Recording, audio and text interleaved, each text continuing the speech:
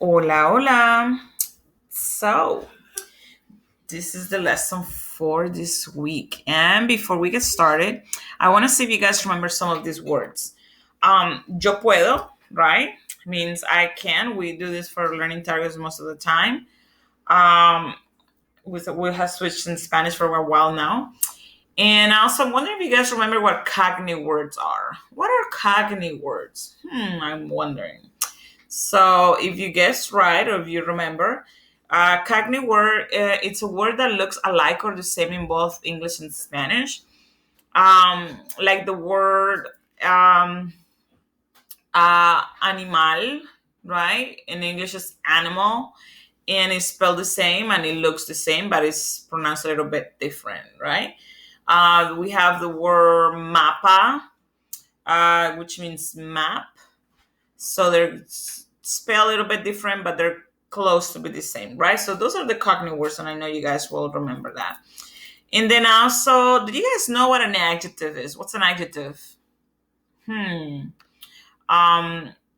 Yes, adjective is a descriptive word. And then also the word conjugar, which is to conjugate.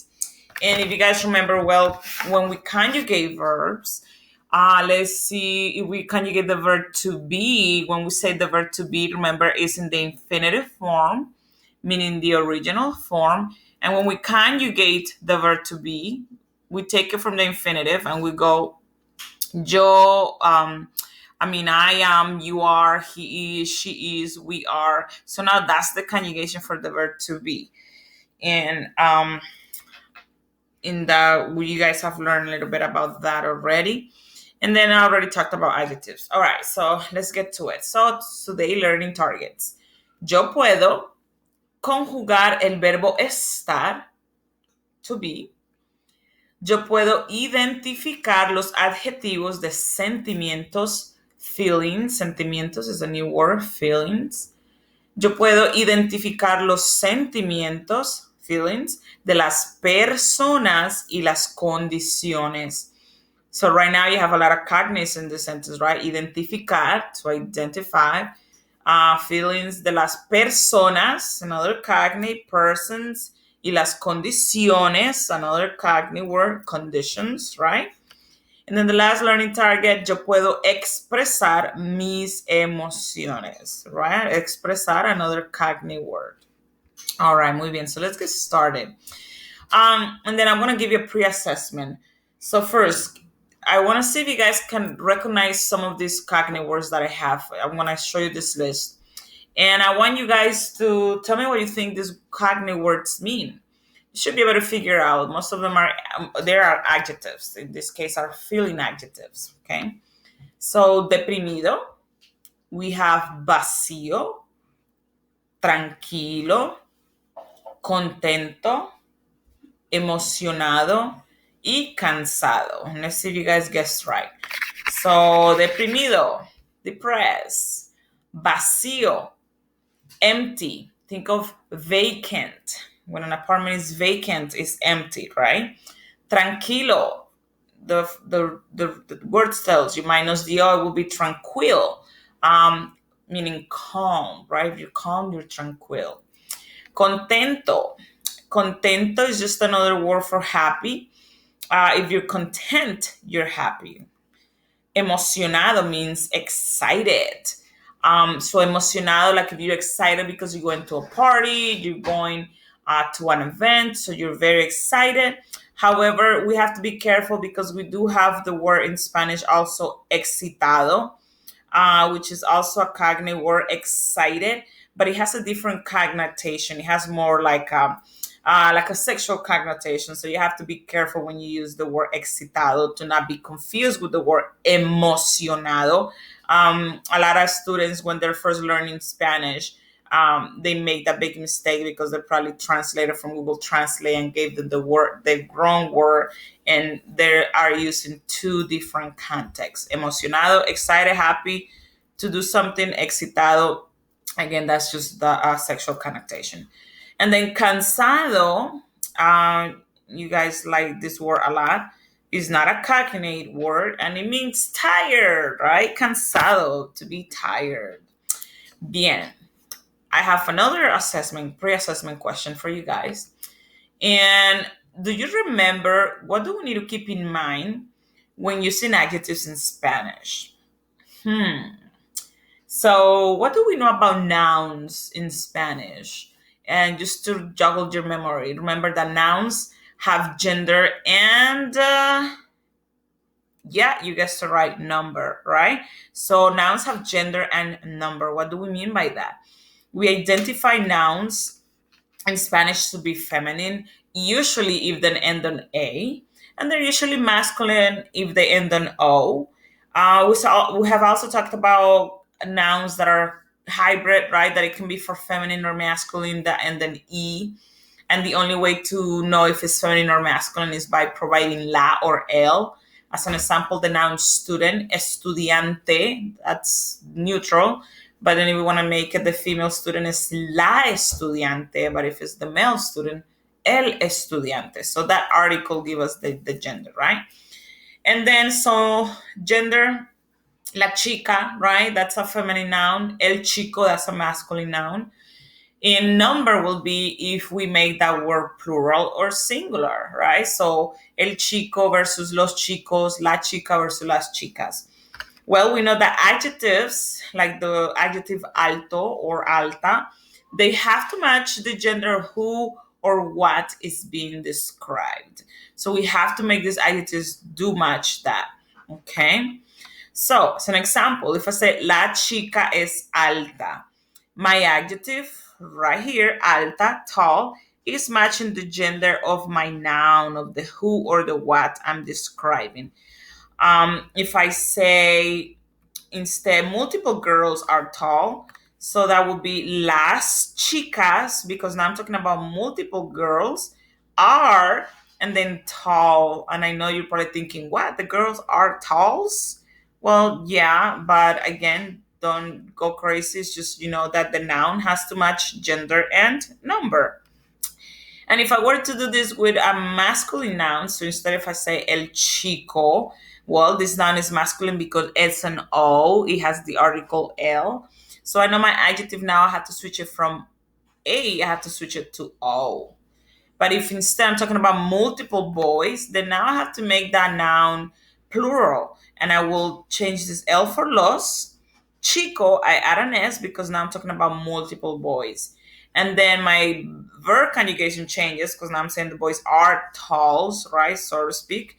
And then altos, I have to add my S. So again, I compare that my adjective matches gender and number. So it's matching gender and number of who or the what I'm describing.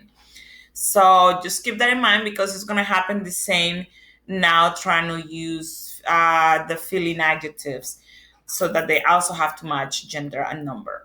Alrighty, so get ready to take notas because you will be turning those into me. And we will be working with star and feelings, expressing feelings for yourselves and for others for the next couple of weeks.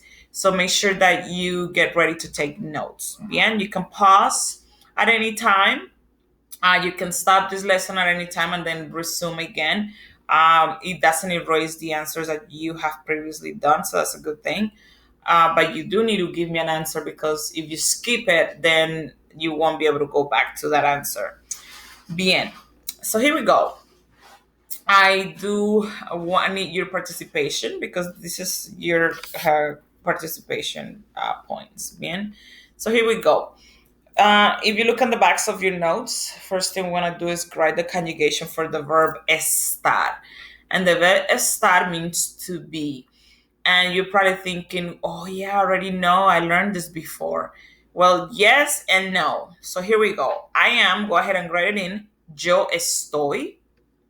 You informal are. Tú estás. Notice how there are acentos over the A. This U also have an acento, but this A has an acento, right? If I want to say he is, she is, or you formal are, I will say él está, that's he is, or she is will be ella está, or you formal are usted está.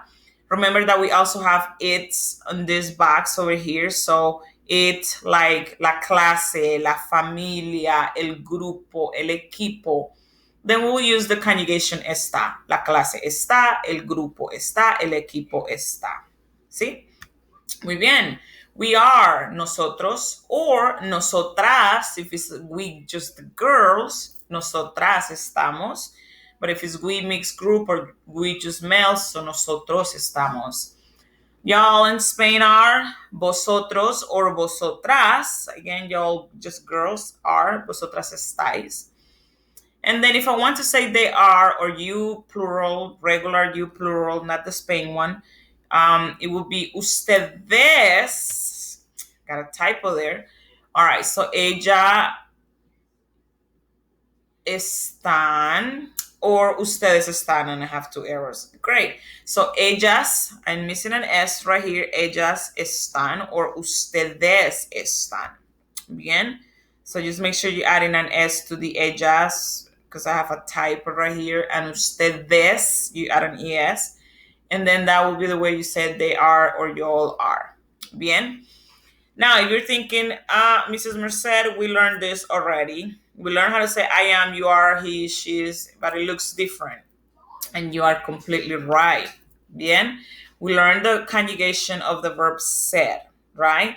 And that is I am, yo soy, you are, tú eres, usted es, you are, él, ella es, etc., etc.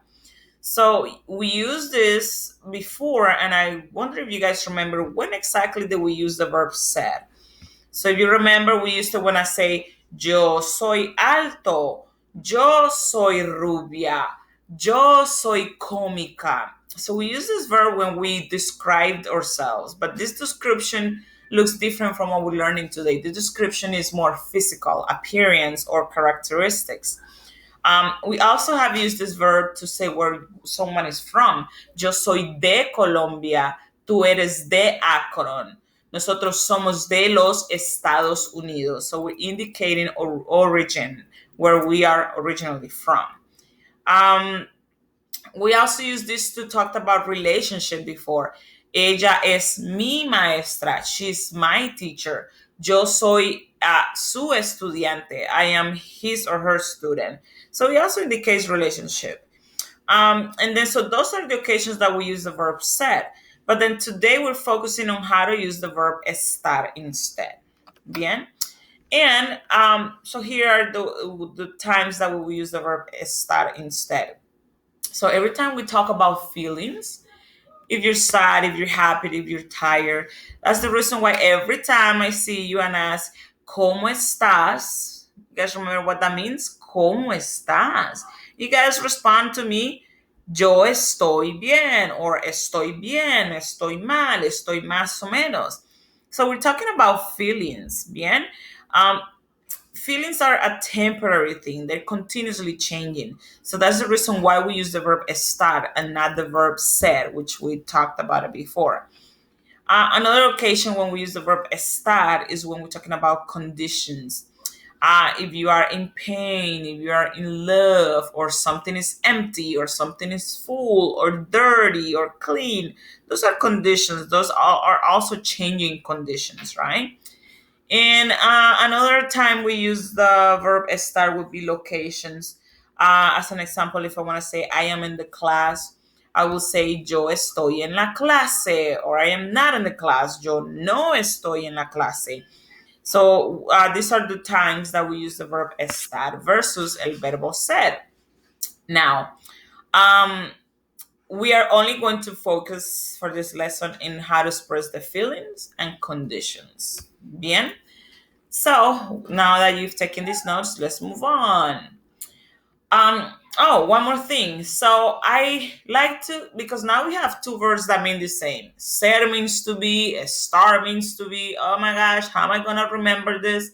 So I'm just giving you this little rhyme for you to remember, okay? So however you feel and whatever you are, always use the verb estar. So use this little poem for you to remember when to use the verb estar. Bien? Again, however you feel, feelings, right? And wherever you are, place, location, always use the verb estar. And you can also picture a star in your head, right? However you feel and wherever you are, always use the verb estar. So I will always refer it back to this poem so that you guys remember that it's not ser that you use and that is estar, the one that you are going to use. Alrighty, so now let's continue to the notas. So notice how I'm giving you the little pictures here so you guys can remember them easier.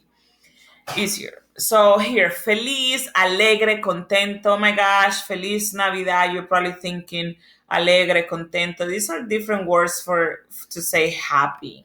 Bien. So you already know feliz. Alegre, you probably heard on pills around there, alegra. And then contento, again, if you're content, you're happy. But it will be an A if who's happy is a female, right? Contenta. All right, cansado. I know you guys love that word. Yo estoy cansado. I am tired. So cansado or cansada means tired. Then we have enfermo or enferma, which means sick. Ocupado, ocupada, busy. Deprimido or deprimida. Don't have the A, but it can also be deprimida. Cognate word, depressed. Emocionado, emocionada, excited. And remember, do not get it confused with the other word. And then enojado or furioso or furiosa or enojada. Two different words to mean almost the same. Angry, furious. Avergonzado means embarrassed. Bien, don't think that it's gonna be embarazado, because if you say the word embarazado thinking that that's the Spanish word, no, embarazado in this case means pregnant. So you don't want to say, oh, estoy embarazado if you're a boy, right? Because if you think you're saying you're embarrassed, no, you're saying you're pregnant. So be careful. The correct word for embarrassed is avergonzado. Avergonzada. Preocupado or preocupada. Preocupado, preocupada. Another cognate word, nervioso, nerviosa. Bien. Triste, sad. Notice how triste is not gender specific. It could be triste for a female, triste for male, doesn't matter, doesn't change. Then tranquilo, tranquila, again, it changes, right? Calm. And then, so these are just more feelings, and these are considered in a different category, which are conditions, bien? And the condition for this fridge is empty, right? Is vacío, vacant, vacía. The opposite of vacío is lleno or full, right? And then adolorido or adolorida is when you happen to be in pain. Yo estoy adolorido. I am in pain. Or enamorado or enamorada. I'm in love, right? And then limpio, limpia. Estoy limpia. And then the opposite of limpio or limpia is sucio or sucia, dirty. So sucio or sucia. Bien. And then we have a couple more feelings in the back. And orgulloso or orgullosa, that's when someone is proud. Confundido, confundida looks like a cognate word, right? Confused. Then we have sorprendido, sorprendida, right? ¿Qué? Surprised. And then, so this adjective is a little bit weird. Pensativo or pensativa. There's no any other easy way to say it, but this is instead of thought. You're really thinking hard about something. I'm like, oh, I just read this whole article, and I'm really thinking hard about, everything that I just read. So pensativo, pensativa. Or you're really thinking about, oh, what's going to happen in the next couple months with everything that is going on. And you're just thinking to yourself real hard. So you, instead of thought, estás pensativo or pensativa. And then the last word, decepcionada or decepcionada. And if you see the look of that face, disappointed. Bien. Decepcionado, decepcionada. And I just added a few extras, and we could have a whole bunch, but I'm just gonna stick to those. Can you guess what irritado or irritada means? If you guessed it right, it means irritated, right? What about ansioso or ansiosa? Well, yes, that means anxious. Bien. All right, excelente. So now let's put this in context. Let's use these adjectives. Now that you took notes, you're gonna need them so that you can give me the answers correctly in the next questions. Entonces vamos a practicar en contexto. Entonces tengo a la señora Merced, al estudiante y Camila. ¿Quién está cansado? You guys remember what quién means? What is quién? Who is tired? Who is tired? ¿Quién está cansado? Would that be la señora Merced, el estudiante, or Camila? ¿Quién está cansado? Who is tired? All right, so you should have said it correctly. La señora Merced está cansada, right? You could say ella, but since we're saying who specifically, then we gotta say, well, Mrs. Merced. We know it's a she, but who specifically? Well, Mrs. Merced. Bien. All right. ¿Quién está decepcionado? ¿Quién? Who está decepcionado? ¿Quién está decepcionado?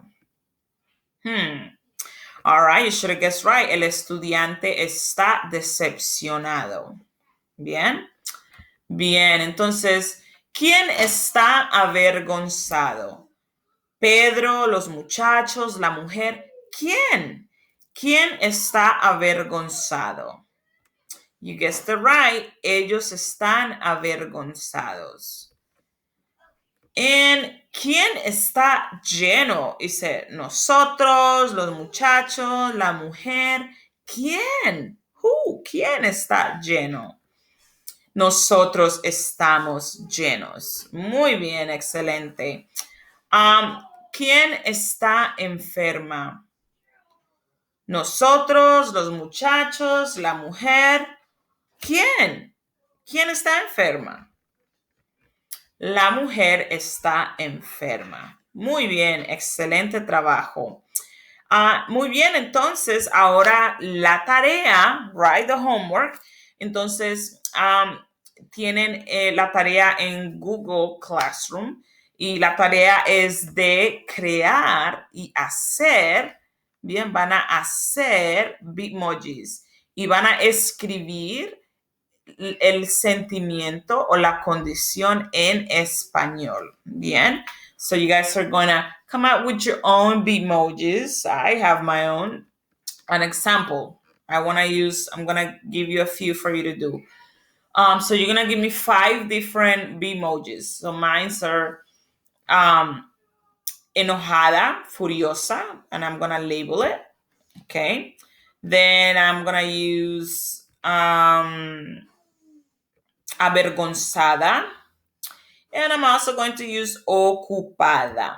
So first, you're going to come up with the Bitmojis and you're going to label them in Espanol.